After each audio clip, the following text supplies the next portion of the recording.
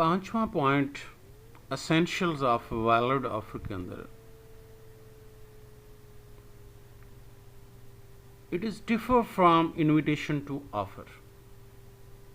इसका मतलब है ये ऑफ़र जो होती है वो इनविटेशन टू ऑफ़र से मुख्तलिफ होती है। An offer is differ from an invitation to offer. An invitation to offer looks like offer but legally it is not offer. In case of an invitation to offer, the person sending out the invitation does not make an offer but only invites the other party to make an offer. इसकी examples: quotation, catalog of prices, display of goods with prices, issue of prospectus by companies are example of invitation of offer. Catalog of prices से मुराद ये है कि अगर एक company publisher है, वो अपने किसी कॉलेज के अंदर कॉलेज के प्रिंसिपल के नाम पे एक कैटलॉग और प्राइसेस का भेजता है कि हमारे पास ये गुड जो बुक्स हैं अवेलेबल हैं, इनकी प्राइसेस ये हैं, तो वो उसे इनवाइट कर रहा है। इसी तरह जब आप किसी दुकान में बड़े प्लाजा में जाते हैं तो वहाँ पर डिस्प्ले ऑफ गुड्स जो प्राइसेस के साथ लिखी होती हैं ब्रांड्स के अंदर, तो वो आपको इनवाइट कर रहे हैं, वो ऑफ़र नहीं है, वो इनविटेशन टू ऑफ़र है। नंबर 6 पे है communication of offer. Communication of offer का मतलब ये है कि जब भी ऑफ़र करवाई जाए तो ये जिस बंदे को ऑफ़र की गई है उस तक कम्युनिकेट होना ज़रूरी है। An offer is effective only when it is communicated to offeree। यानी ए जब बी को ऑफर करवा रहा है तो बी तक उसकी बात पहुंचना ज़रूरी है। There can be acceptance only when there is knowledge of offer. Offer should be brought to the knowledge of the person to whom it is made. If the parties are talking face to face, this is not a problem. The communication happens in real times and the offer and acceptance will be communicated on spot, creating no confusions।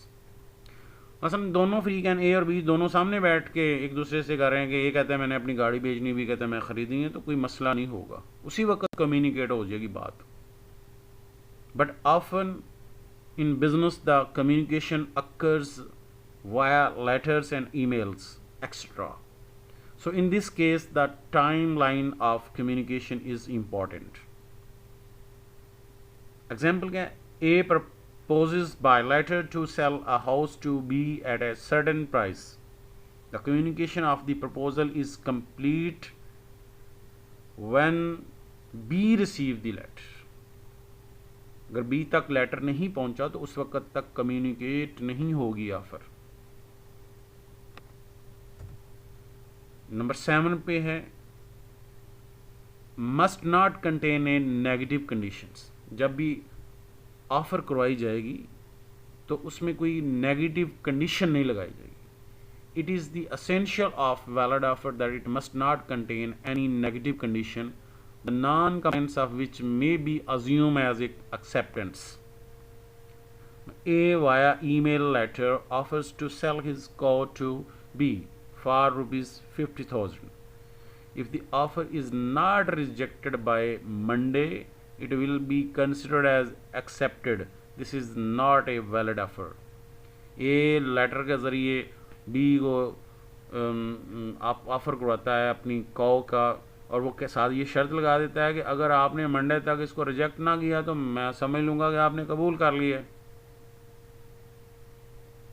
Same इसी तरह एक insurance agent जो है वो B को एक ख़त लिखता है कि मैं तुम्हें इंश्योरेंस बेचना चाहता हूँ, और अगर आपने फ़लाँ डेट तक मुझे जवाब ना दिया जाए तो मैं समझ लूँगा कि आपने मेरी इस ऑफ़र को एक्सेप्ट कर लिया है। तो इसलिए उसमें कोई नेगेटिव कंडीशन शामिल नहीं होनी। जब भी कोई ऑफ़र करवाइए तो इसमें नेगेटिव कंडीशन शामिल नहीं होनी चाहिए। नंबर 8 पे must not contain cross offer, बड़ा अहम पॉइंट है। A cross offer in law refers to a situation when two parties make the same offer to each other without prior knowledge that either of them was going to make an offer. In addition, the fact that the offers are similar does not mean that the offer has already been accepted. An agreement is constituted when there is independent offer. Example से बात clear होती है. A small company wants to sell itself to a larger company for a specific amount. एक छोटी company बड़ी company को अपने आप को बेचने जा रही है. The larger company also want to buy the small company for the same amount. They both send out the corresponding to each other at the same time. This is a cross offer.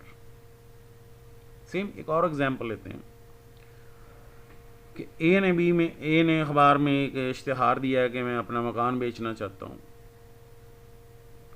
और B ने भी एक इश्तिहार दिया है कि मैं मकान ख़रीदना चाहता हूँ इस इलाके में फ़लाँ जगह पे. दोनों का एक दूसरे का नॉलेज नहीं है. तो ए ने अपने मकान की कीमत जो है वो 1,00,000 रुपया रखी है. बी ने जो मकान ख़रीदा है वो ये गाड़ी है, ये मकान है, उसकी कीमत जो है वो उसने 1,50,000 रखी है. अब दोनों की तरफ से जो ऑफ़र होगी वो सेपरेट ऑफ़र होगी, उसको एक सेम कंसिडर नहीं किया जा सकता.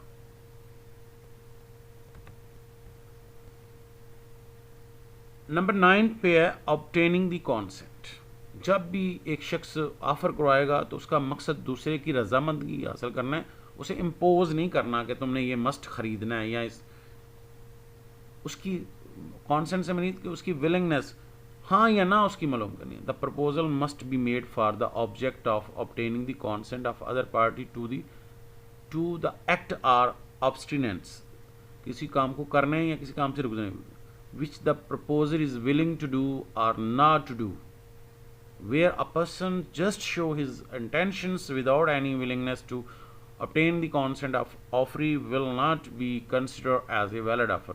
Maslan, Aslam says to Akbar, I shall sell my motorcycle after few days later if I shall be in good mood. Is an invalid offer. नहीं वो कहता है अगर मेरा मूड अच्छा हुआ तो मैं अपनी मोटरसाइकिल में, तो इसका मतलब ये आपने अपनी मर्जी नहीं अगले की मर्जी जाननी है कि वो ख़रीदना चाहता है कि नहीं है. तो ये है कि आपने अपनी मर्जी उसमें नहीं बतानी है. और लास्ट वन आज का पॉइंट है पॉसिबिलिटी ऑफ एक्सेप्टेंस. ऑफ़र ऐसी चीज़ की, ऐसे काम के करने की होनी चाहिए या किसी काम से रुकने जो पॉसिबिलिटी हो उसकी. ये कॉन्ट्रैक्ट में भी हम एसेंशियल वैलिड कॉन्ट्रैक्ट में भी पढ़ चुके हैं, पॉसिबिलिटी ऑफ परफॉर्मेंस की. जिस तरह सेम इसी तरह ये पॉइंट है, the acceptance of the proposal must be possible. If the acceptance is not possible it will not be a valid offer. person offers to pay ₹10,000 if anyone makes alive or dead persons. It will not be a valid offer because its acceptance is not possible. तो ये था आज का topic.